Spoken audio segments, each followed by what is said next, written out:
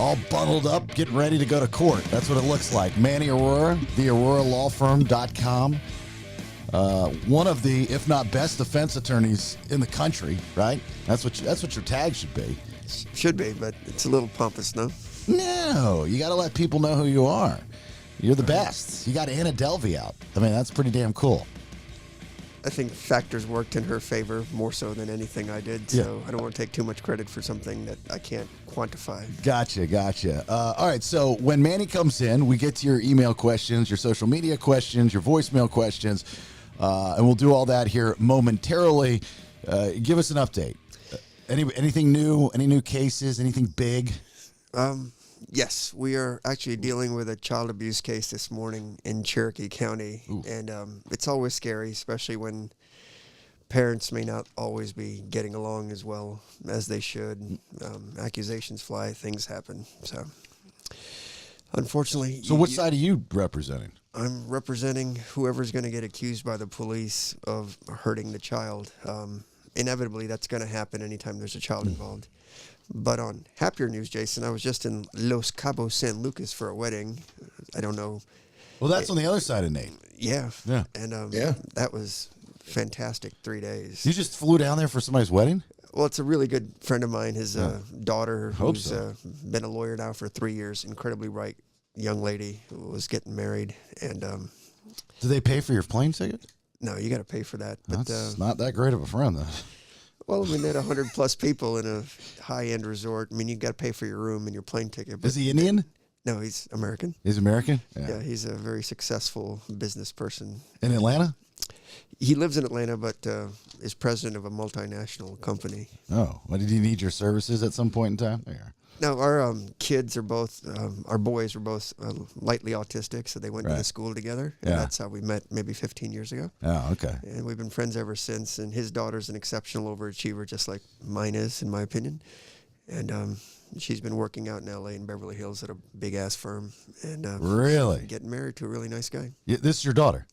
No, his daughter. His daughter. Yeah, his daughter's 28 and mine's 21. I mean, they know each other and they're friends, but I'm hoping I have a few more years before I have to pay for a gargantuan wedding. Well, the expense is insane. I asked if he's Indian because Indian weddings are obscene, right? Yes. I mean, they're just it's like you shut the world down for like a week. Absolutely. It's like a bar mitzvah, if anybody understands, but just on steroids. Right, exactly. What's the holiday during Christmas? Diwali. But that's right before Thanksgiving. Yeah, it's at the end of October, early November for us, and that's like our Christmas. And y'all dress up in the Indian garb and all that stuff. Yes. Yeah, it's pretty cool. I mean, I think I was invited to one of the parties at your house, and for whatever reason I couldn't go, but I saw the pictures, and I was like, God, I think we did go. Yeah, it's 100+ people, lots of drinks. Yeah. It's catered by this really good Indian restaurant. It's quite the time. Yeah, it's social event of my season. Hey, go back to the child abuse thing. I asked you who you're representing, and you said whoever the police charge. So does that mean, and does this happen often, if there are allegations against a couple, but they just don't know who to blame, who to charge, the couple kind of stands in unity until the charges are thrown out, and then they turn on each other? Well, it works in different ways. I mean, if you're going through maybe a separation or something, a lot of times it's sexual abuse allegations, and then it's always going to be the man. But in cases where there's physical abuse or just abuse in general, they can't sort of put their finger on any one specific person. They'll go interview the daycare people, the teachers, whatever, but both parents are in jeopardy. And at some point, the police will decide who to charge. But in the interim, we try to help everybody and get through defects and all that stuff. And hopefully, it's just a mild overreaction, which is appropriate. I mean, they're supposed to protect the children, but sometimes it gets a little out of control. If you ever get on a podcast, there's a really good reporter from NBC that did a big thing in Texas where they were accusing people of physical abuse of children without the proper science and things of that nature. It was on Wondery, is the company that does it, and it's a really incredible podcast with like 7 or 8 sessions that follows 2 families, one black, one white, and how they're treated differently on child abuse allegations, and if you have money or don't have money. All right. And it was quite the story, and the reporter was fantastic. Quite the eye-opening experience, probably, right?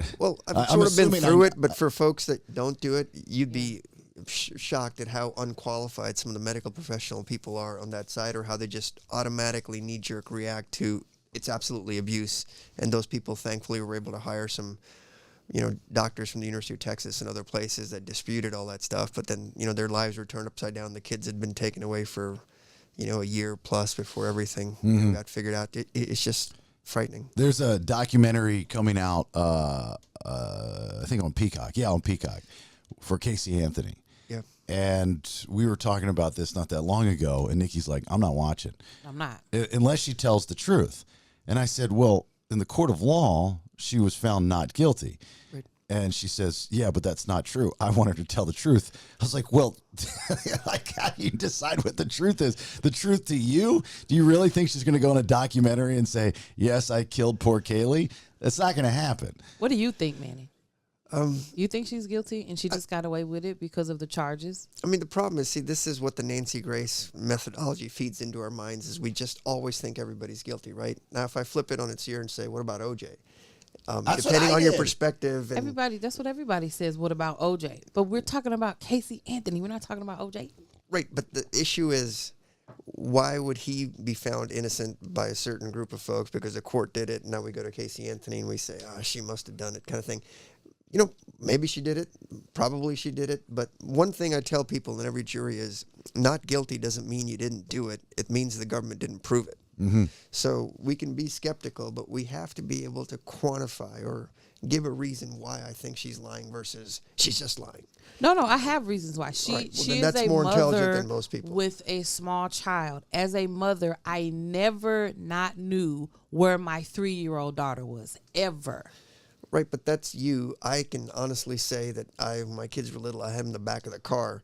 And it's not like a hot car thing, but, if I don't take the kids to school every day and I just go to work, I can't tell you how 2, 3, 4, 5 times I remember I just drive my regular routine, the kids in the back asleep or something. I get to work, get out, and like, shoot. I forgot. I mean, I didn't leave the kid for 14 hours in the car or anything, but I mean, I forget sometimes, or sometimes you leave the kids alone for a second and they wander off. So what people do in the situations like this is, if you're passionate, and this was a big, definitely single mother passionate story, and because Nate and I were there the entire time throughout this whole process in Orlando, and Nikki's got her, just like everybody else, has got their opinion and point of view of what really happened, but black and white, cut and dry, she's not guilty. So you want her to go on this documentary and say that she's guilty, but she's not, according to the law. I want her to go on this documentary and tell the absolute truth. She doesn't even have to say, I'm guilty. I want her to tell the absolute truth of what really happened, what did you do, and what were the results. You don't even have to ever say the word guilty if you don't want to say that word. But you know what happened to your daughter. You know what you did. You know what you didn't do. You know what happened to her. And I just don't think she's going to go on there and tell that truth. So I don't want to watch it. Oh, she is. I promise you, she is. Oh, my God. But it's not going to be her fault. It's going to be, you're going to hear a lot of sexual abuse from George Anthony. You're going to hear that George Anthony was the killer and she helped him cover it up. That's what you're going to hear. Wow. You're going to hear George Anthony as the scapegoat. And George Anthony is probably going to take his life shortly after this documentary comes out. Wow. Why even do it? I hope they're paying her a lot of money. Has to be like money. At this point, I mean, why would you bring it up and be public enemy number one as far as that goes? She's been pretty good about keeping her mouth shut and just being out of the public eye. She hasn't done anything. I mean, she hasn't been on a reality show. She hasn't done interviews.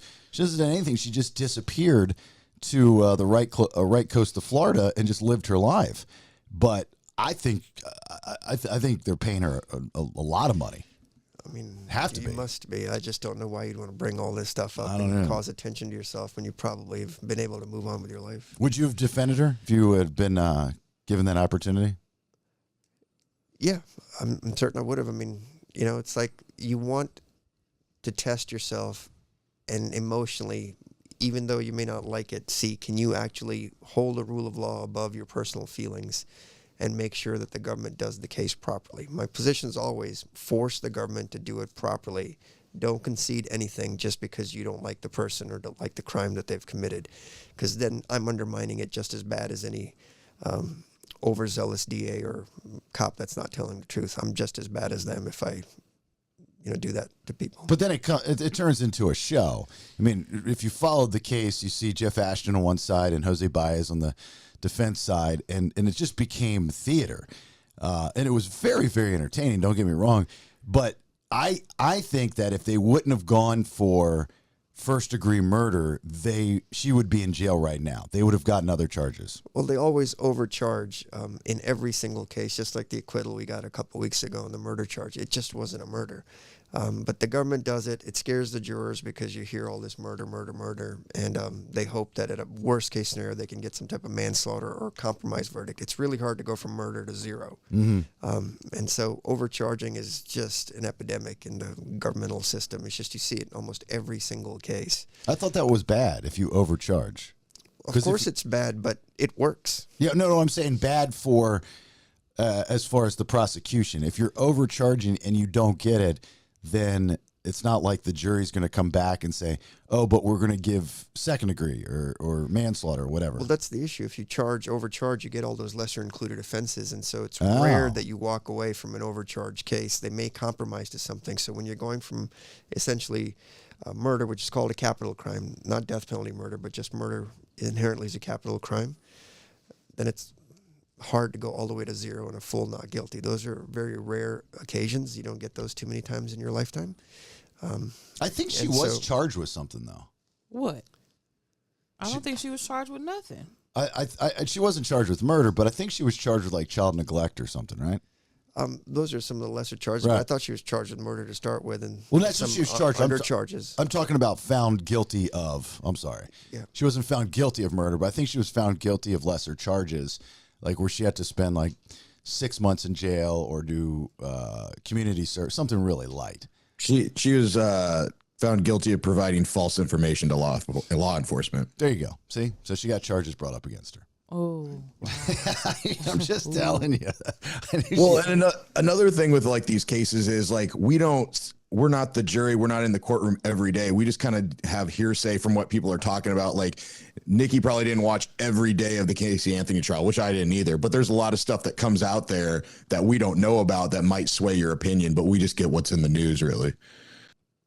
I can agree with that. With that. You're not going to get all the boring details in the news. You just get sort of the highlights and the interpretations. Yeah. I watched the whole damn thing. I had no choice. That's what my radio show was for weeks. It was doing, mystery science theater with the court case during the day. It's understandable. I mean, everybody followed it across the nation. I mean, it was just huge. I think probably the biggest mistake I made during that time was when I had Geraldo Rivera on my show. And I was poking fun at Jose Baez. And I was like, what's this guy doing? Because at the time, he looked goofy. I mean, when it started out, he looked like a fool. And of course, everybody was so anti-Casey Anthony. And there was not one person you'd meet that would be pro Casey Anthony. So I'm beating up Jose Baez. And Geraldo stops me in my tracks. And he goes, he's one of my best friends. We grew up together. We vacationed together. And I was like, well, I'm really sorry, man. I really. But what's that got to do with his performance? Well, it was me beating him up, and he wanted to stand up for him. Just saying, hey, look, he's doing his job as a defense attorney. That's what a defense attorney does. Whether you like how he does it or not, that's not the point. The point is that he is providing something to prosecutions. He did the whole spiel. Yeah. But I'm sitting there making fun of him like, yeah, where's this guy buy his suits? And Geraldo's like, yeah, we grew up together. We vacation together. Our wives are best friends. We're best friends. I'm like, sorry, my bad. I apologize. All right, let's get to some of these email questions also from social media. Again, you can always reach out to any of our social media channels or just go to podcastthebs.com. There's a section that you can fill out just for Mad Dog Manny Arora. Is a registered sex offender allowed to live on the same property with young children that he is related to? Generally, if they're under 18, I would say no, but there's exceptions in the sentencing sheet. So that has to be checked. And then also when you register, the police will let you know where you're allowed to live or not. It's generally their call based on location, distance, all those types of things. But when it includes relatives, you'd have to check the sentencing sheet specifically to see if it excludes, for example, your own kids or family members. If I had a family member that had those types of charges. And they were coming around like, oh, come on, I'm the uncle. It's fine. That's fine. You don't understand the whole story. No. Yeah. That's not happening. You're not anywhere. You're not going to be anywhere near my children. I mean, that's a personal choice as far as that goes. I mean, some people may say he didn't do it and it's okay, but like I said, it'll be in the sentencing sheet, but generally you cannot be near minors if you're a sex register. And your location where you live has to be approved by law enforcement. So if they're letting you live there, then there's clearly an exception. Is child abuse, would this go under child abuse, not providing a Christmas tree for your kid? That would go under spoiled white privilege.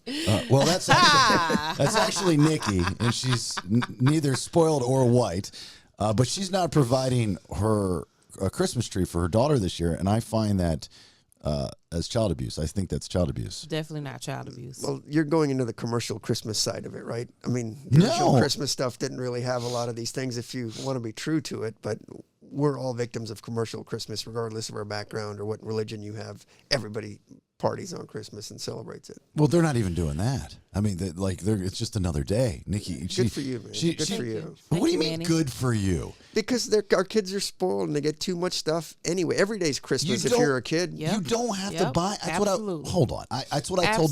That's what I told Nikki. You don't have to buy her anything. You just have to. She's supposed to be this religious person. You're celebrating the birth of Christ. It has nothing to do with a a Christmas tree. They can go live in a Absolutely. If you don't have an ornament with baby Jesus in his manger, then you are not celebrating the birth of Christ. Has nothing to do with a Christmas tree. Yeah, you got to have. I'm not even going to go deep into the religious side because Jesus wasn't even born in December. That is true, but that's the day we celebrate. America has chosen to do. I will acknowledge that, but I'm not putting up a Christmas tree. God, you're a heathen. Everybody knows in Bethlehem, the manger is surrounded by fir trees. Correct. Thank you. Oh, Nate. I appreciate that. I thought it was like in a barn or something. What He happened was to that? born in a manger. And he was hanging right from a tree, right? That's how it was. Yeah. The fir tree lobby's got us, man. It's crazy.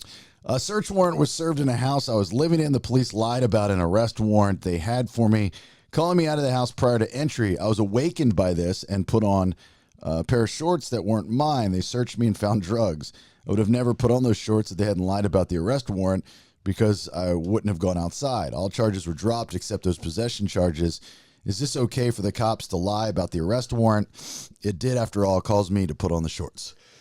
All right. Was the first line that they had a search warrant or was it just an arrest warrant the whole time? Warrant. Search warrant was served in the house. All right. So they can come in the house with a search warrant. If you chose to put on the shorts, I guess I'm a bit confused. The arrest warrant doesn't seem to be an issue. If they have a valid search warrant, they can come into the house and search for whatever it is that they're looking for. If you happen to be naked and put on some shorts that were close by to you that may have had some drugs on it, that's suspicious in and of itself. But I'm not understanding what the arrest warrant has to do with anything because they're in your house legally anyway. And if they're executing a search warrant, either you let them in or they're going to knock the door down. Well, he says both. He says a search warrant was served in a house I was living in.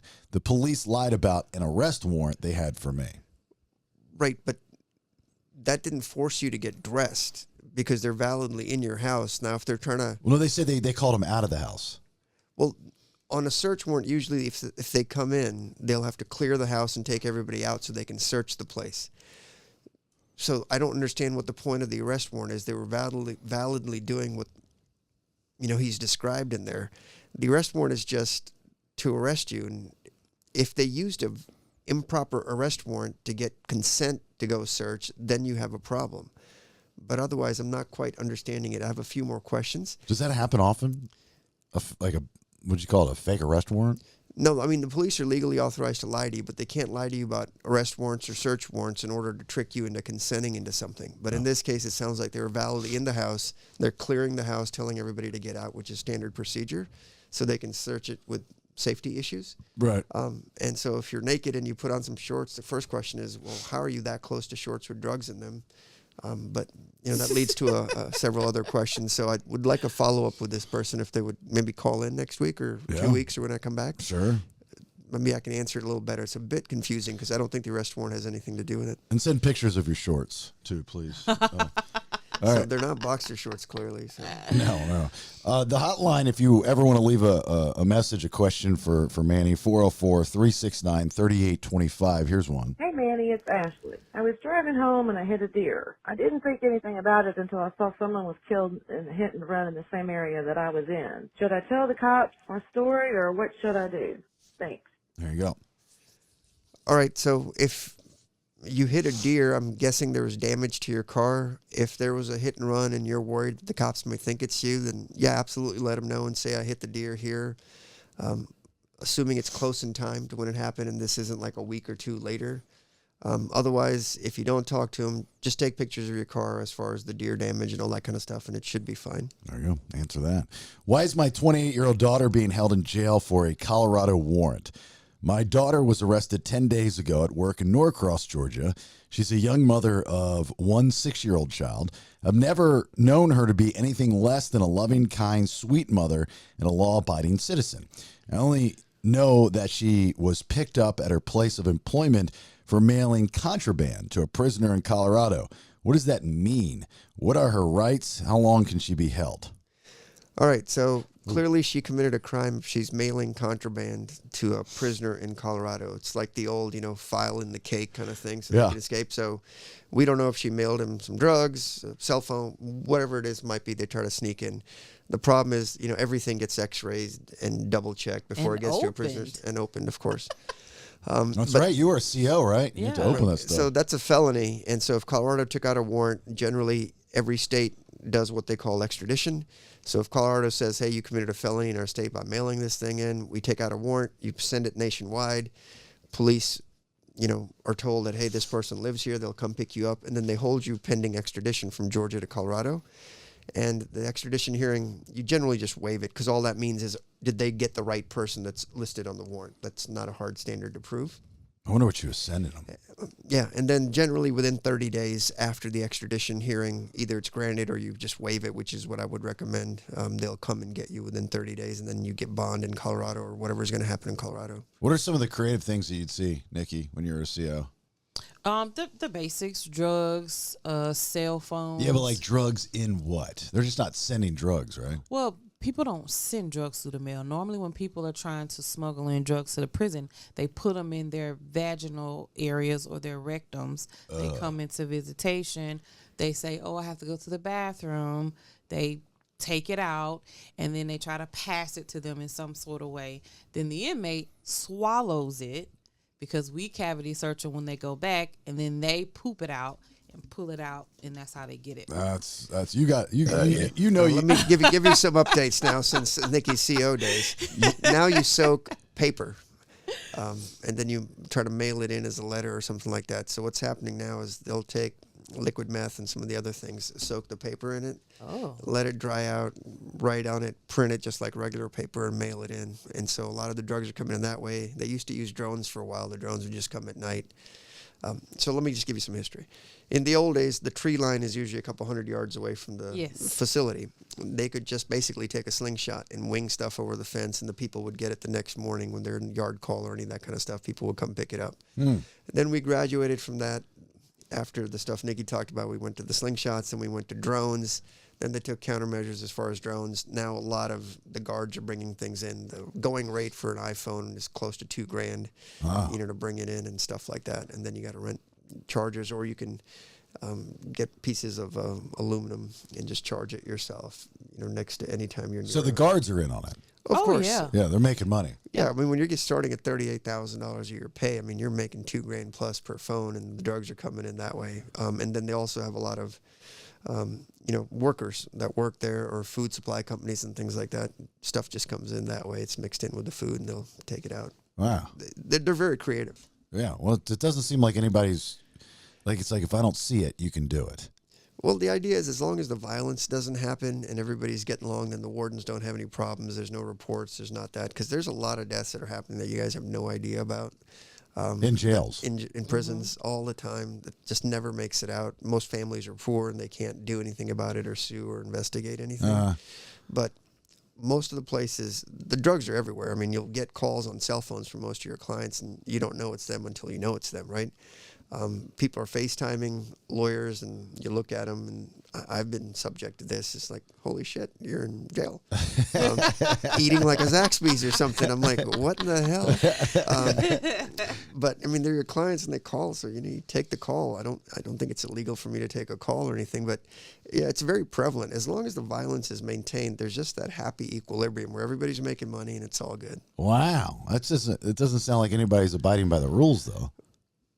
Well, I mean, life's tough in there, and if you've got a couple of bucks, and everybody needs to make a couple of bucks, they're in prison. Do you think they care about rules? No, I'm not talking about them. I'm talking about the rule makers. Like if they're letting it go. You're just trying to contain the violence until people do their time. I mean, that's essentially it. Is just contain the violence so I don't get recognized by because we're higher-ups. outnumbered. The guards are always outnumbered by the inmates. So at least if you 20, can keep, 30 to 1, maybe more. if you keep the violence down, that's it. Like when I was a guard, it was 2 of us in a building with 120 inmates. Wow. We're outnumbered. I bet you those male guards in those female facilities have a lot of dates. I mean, in the male facilities, the women do too. It's the same. Really? It's the same. Wow. Yeah, you know where the cameras look and where they don't look, and you can work things out. No, guess if you're really lonely, that'd be the job for you, right? Those fat girls, they love working there. They gas them up. Them ugly girls, they gas them up. They love going to work. It's the place for them. Yes, I can't wait to go to work today. My favorite inmate is in the yard. I'm going to go see Chainsaw today. I'm going to put him in the hole. Penalties for violation of the Federal Food, Drug, and Cosmetic Act. Yeah. In receipt of psilocybin? Mushrooms. Psilocybin. Okay. Microdose from Canada to Georgia. The package was confiscated at U.S. Customs, but repackaged and delivered to my residence. That's called a control buy. Then a few days delivery. Later, a notice was received saying you'll be receiving correspondence from our fines, penalties, and forfeitures branch in the near future. What should I do? I don't understand any of that. All right, so what happens is a lot of the companies, if you go to a convenience store, you know how you see Midnight Thunder and Weekend Stallion and all those boxes? Those are the sex pills that they take. What's happening is a lot of that's coming from, most all of it's coming from China. It's got knockoff Viagra and stuff in it. And some of that has some impact where it's killed people because you may have heart conditions and stuff like that. And so the FDA, under the act, can stop you from it. But most of the stuff's coming in mislabeled, right, as something else in a box so it doesn't get pulled over. And that's how it's making it to wholesalers and eventually to the convenience stores. And so if you walk into any convenience store, you'll see it.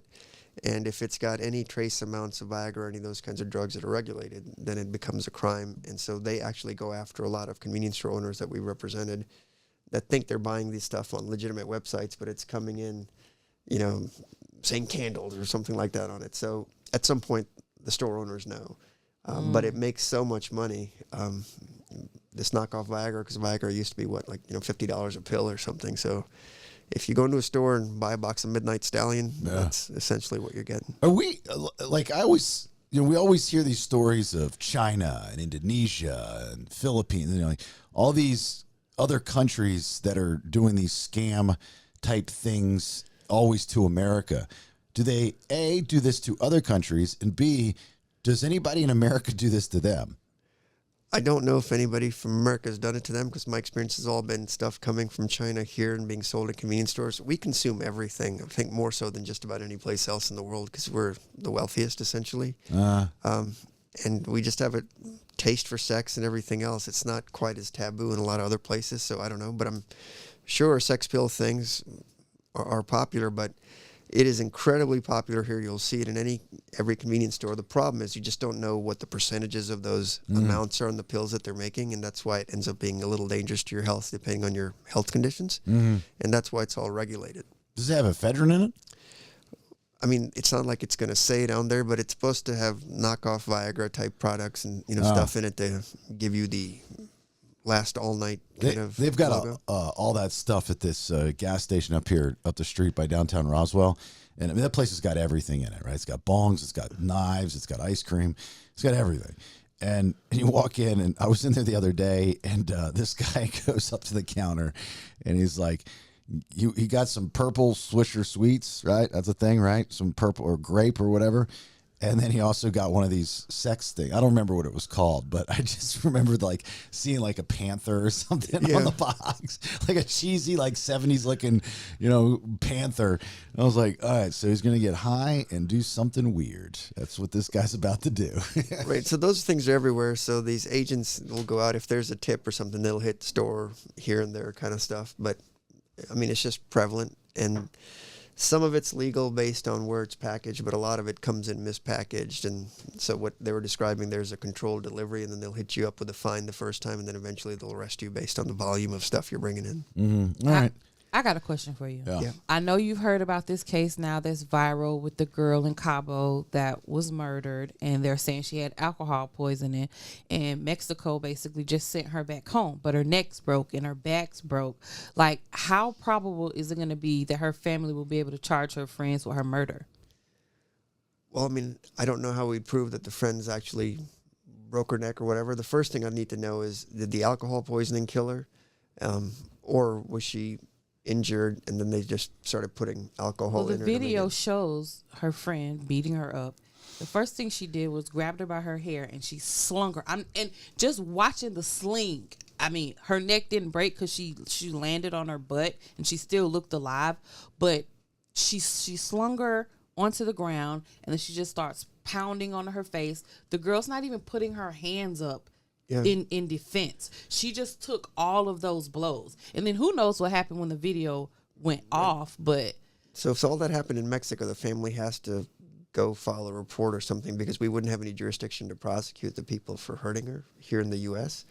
There's specific crimes under like the Foreign Corrupt Practices Act for businesses that if you do certain things overseas, you can still be charged for it in the United States. But I don't think murder or aggravated assault or something like that would be one of them. But child abuse, for example, if you go overseas to go have sex with children or something, you come back, you can be prosecuted here. If it's financial crimes, if there's corruption issues, you can be prosecuted here. But I don't know, unless Mexico is going to pursue the case, if there's much they can do. They could file a civil suit here. Dang, so they might not even get charged with killing her. I don't even know the story. I don't know what you're talking about. Well, it's been all over social media. This young girl, I think a few weeks ago, she went to Cabo with some friends, like how we do on vacation. And the first day, within 24 hours of them getting to Cabo, she's dead. And they called her mom and said, "Oh, she died from alcohol poisoning." They all get on a plane, come back to the U.S. They leave her body in Mexico. The autopsy's done in Mexico, and her neck is broke. Her back is broke. And they didn't really find much alcohol in her system to say that it was poisoning. Now, she was drunk. The video showed that she was drunk. Well, recently, had to be one of her friends, leaked the video that shows one of her friends she was on the trip with, like, attacking her. And this girl was, like, pummeling her, and she wasn't fighting her back. And in the video, her friend's like, "Oh, why aren't you even fighting back? Why are you just sitting there?" And you could tell the girl was, she looked like she was drunk and she was out of it. And so now it's her mom's reaching out to the public. It's gone viral. Everybody's posting about it because she's trying to get justice to find out what actually happened to her daughter on this trip. And she said it took $6,000 for her to even get her body back to the U.S. You know, they did another autopsy and showed her neck was broke, her back was broke. So you can't say she died from alcohol poisoning. Wow. Yeah. Yeah. Where does she live? live? 24 in Charlotte, North Carolina. Really? Yeah. Oh. Sad. Yeah. I see the Virginia shooting, Yep. which was horrible, and then those kids from Idaho, at Idaho University, got stabbed. That's the weirdest story yet. I mean, I don't know when we're going to air this and if there's information that's come out, but as of right now, it's just 4 kids that were stabbed to death. Sheesh. Yeah, and then the Idaho University of Idaho or Idaho University one, that's like everybody's on lockdown, and there was a warning weeks prior about stabbings or somebody with a knife or something like that. Yeah, so nobody knows what happened though. They just found these 4 bodies just mutilated. Yeah, I was just wondering, like, You see that story? I have not. So these are like college students that were killed? Yeah, young, really pretty people that were just having a good time. Surprised there's not cameras outside the dorms or the apartments that could see things coming and going. Can I sue the city for damage to my car? I was driving down Roswell Road. This is not me. On Saturday, I was forced to drive through a giant pothole. They're all over the place. It popped my tire, bent the front end of my car. Can I sue the city for damages since they're responsible for the roads? Great question. Yes, but you don't sue them. You file a claim. There's a pothole section, at least with the city of Atlanta. If you hit a pothole and you take pictures of the damage and the pothole and the repair things, they'll reimburse you. It's a little bit of a process, but you'll get your money back from the city. I'm assuming Roswell has something similar like that. So it's not a lawsuit, but there's a claim section where you can do it as long as you can prove that the pothole caused it. I've never seen a city repair potholes the way that Atlanta and the surrounding cities do it. I don't, maybe I just haven't paid attention to it, but they literally put a sheet of metal over the hole, and it's not even secure. It's just laying there. There was a big pothole in our neighborhood a couple years ago, and there was just this sheet of metal, and every time you'd go over it, I'm sitting here freaking out going, my back tire's going to kick it, and it's going to, I'm going to fall in this hole. Every time it just felt like it moved every time, but it just sat there. And when you go over it, it's a bump. It's like a jagged bump into your tire. It just does not seem like there has to be a better way to do this. Well, they just do that temporarily, and it's very heavy, so it feels like it's moving, but it's actually probably just going up and down, flexing a little bit. But until they can get it repaired, they just do that so nobody gets hurt or accidents are caused. I am the boyfriend of a parent, and her son is being questioned, fingerprinted, etc. Why can I not go back with them, even though my girlfriend, the mother, wanted me to? The cops said parents only. Is this true? Generally, if it's a juvenile and they're being fingerprinted, that means they've been arrested. And so a parent is allowed to go back there based on the age and all those types of things if they show up on time. But a lot of times they'll just interview the kids without the parents because they'll say, we try to reach out to the parents, we couldn't reach them. But you can't just take anybody besides your parent or your lawyer in that situation. Yeah. All right, let's get to last voicemail here. Hey, Manny, it's Eric. I'm being accused of transporting narcotics across state lines. I was recruited to deliver a package and I did not know the content. What should I do? I was recruited, but I didn't know what it was. All right, so the biggest problem he's going to have is something called deliberate ignorance. So if somebody says, hey, I'm going to give you $1,000 to drive this package out there, deliberate ignorance means I don't ask any questions, I don't know what's in it. So if that was the case, I could load up a tractor trailer, not know what's in it, and drive it across and make a lot of money, right? And say, I didn't know what was in the issue. And so we've had to defend cases where the guys are arguing deliberate ignorance, essentially, that, hey, there's my buddy and he said this or that. And you don't get paid.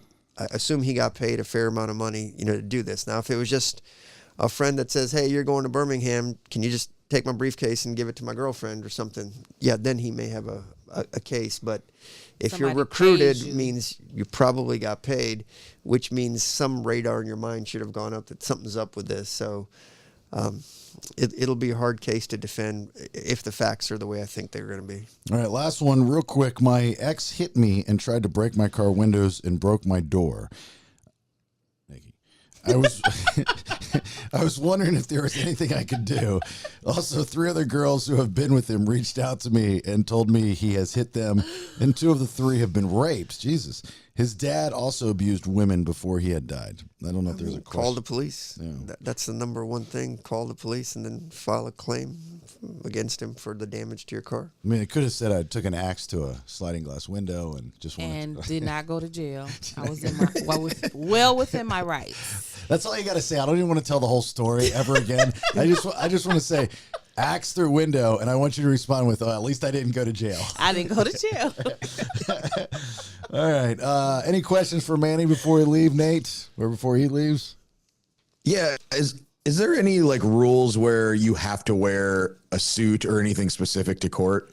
No, there's no rule, but we always tell people, tuck in your damn shirts, don't have saggy pants, and no jewelry, for God's sakes, when you're going to court. I mean, you're going to court, so there's a chance you may not come out of court. So always wear just a collared shirt and some pants. Just be respectful. Why do you ask? Oh, I've just seen some of they're the court TV kind of things, but they'll give them a hard time for what they're wearing. But in my head, I'm like, well, you're supposed to be impartial. So does it really matter if you look professional or not? It's not a matter of looking professional. It's just a courtesy, respect factor. like you don't want to walk in there with a tank top and look like you just kind of woke up kind of thing. It's just you want to make a good impression because you're in court. And so people make comments. In some courtrooms, the judges won't allow you in unless you have your shirt tucked in. They'll have rules about no super short skirts, no tank tops, you know, that kind of stuff.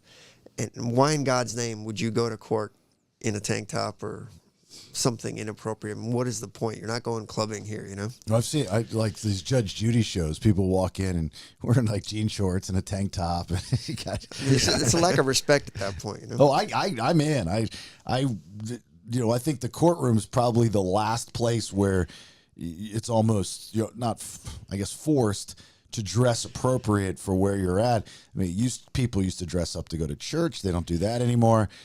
People used to dress up to fly. They don't do that anymore. There's even certain like weddings and stuff. People don't dress the way they used to dress. So I guess they chalk it up as trendy. I don't know, but you could also argue that if some people that are maybe lower income going to court cannot afford a suit or a collared shirt, right? But I'm not saying even a suit. I'm just talking about a collared shirt and a pair of khakis or something like that, or at least nice jeans kind of thing. You just don't want to look like you're going in there like, yeah, whatever. This is an inconvenience. I mean, this isn't a comfort situation when you're going to court. Nothing generally good comes out of it. God, that's a great idea, Nate. Like next to the courthouse or next to the jail, there's always a bail bondsman and stuff. Maybe open up a suit rental place. Like you can rent it for an hour, for $20 or something. That's great. Get a suit and a Bible all together. Suit and a Bible. Yeah. Suit, a Bible and a haircut. Yeah. Or I'll just sell them a collar for their shirt. It just like snaps on or it's Velcro. So you look nice. All right. Nikki, you got anything? No, I just want to know about that case. All right. TheAuroraLawFirm.com if you need Manny's services. Yes, he's located here in Atlanta, Georgia, but practices nationwide. He can help you out one way or another. And then any questions that you have for Manny's next visit, if you want to do it on the voicemail, 404-369-3825. All right. Well, I'm assuming you're going to court. Yes. Yeah, you look nice. I think we talked about that. I wish you nothing but the best. Thank you. I like the warm coat over the blazer look. Yeah, it's really nice. When the high is 40 outside, it's going to be tough. But you look like you mean business, right? It looks like I'm stylish. I don't care too much, but I care enough to be here. But look how cool I look. But I'm not trying to look this cool. Let's get some business done. Right. You know what I'm saying? Okay. Yeah. That's exactly what I was going for this morning. Hey, you nailed it. Yeah, that's the look. I said, I know you know that I know, but I don't know that you know that I don't know. Soon you're going to be on a fashion magazine, and it's the new "You know what I know, but I don't know what you know" look. It's Mad Dog Manny Arora. All right, thanks for coming in, buddy. Good seeing you. See you guys soon.